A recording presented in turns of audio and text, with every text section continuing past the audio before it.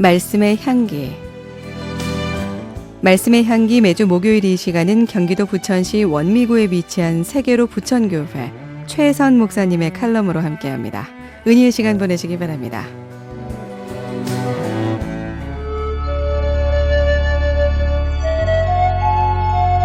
사람들은 대개 큰 것보다 작은 것을 깔보며 부끄러워하고 무시하는 경향이 있습니다. 그러나 우리의 생활에서 작은 것을 무시하면 안 됩니다. 나비 효과라는 유명한 이론이 있는데 이것은 1961년에 미국의 기상학자 에드워드 롤렌츠가 기상을 연구하다가 처음 사용한 말입니다. 그는 기상을 연구하던 중 우연히 작은 사건이 나중에 엄청난 폭풍을 몰고 온다는 사실을 알아냈습니다.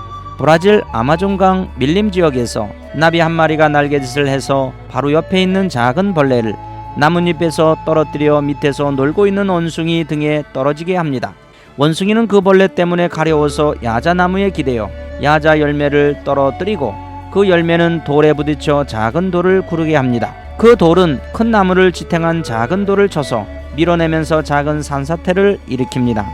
산사태는 작은 시냇물을 막고 차오른 물은 화산의 분화구를 막고 이로 인해 가스 압력이 높아져 화산 폭발을 일으킵니다.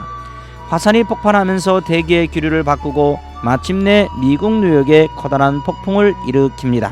이것이 바로 나비 효과입니다. 브라질 아마존강 밀림 지역의 나비 한 마리의 날개짓이 1천만 명 이상이 살고 있는 미국의 뉴욕을 강타하게 된 것입니다.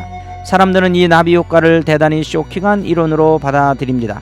그러나 성경에서 볼 때 나비 효과는 그다지 충격적이지 않습니다.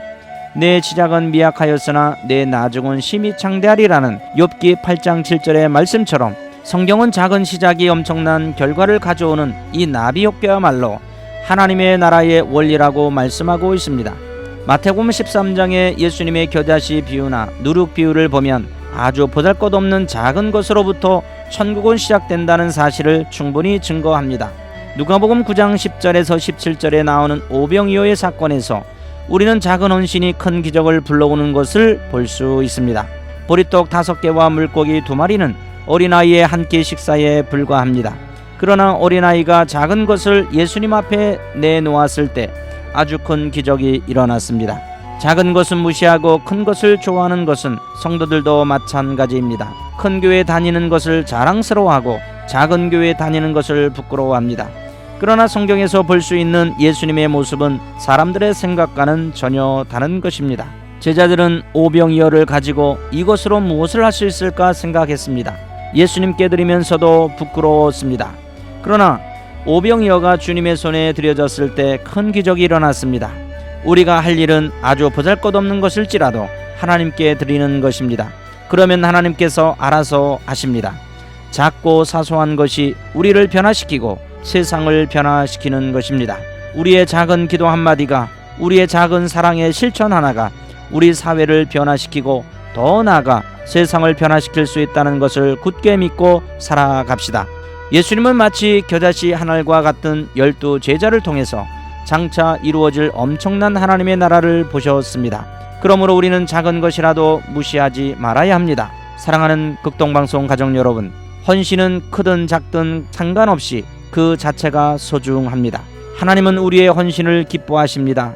작은 헌신으로도 큰 기적을 행하시는 하나님을 바라보면서 작은 기도, 작은 봉사, 작은 헌신이라도 꾸준히 실천할 수 있는 성도님들이 되시기를 예수 그리스도의 이름으로 축복합니다.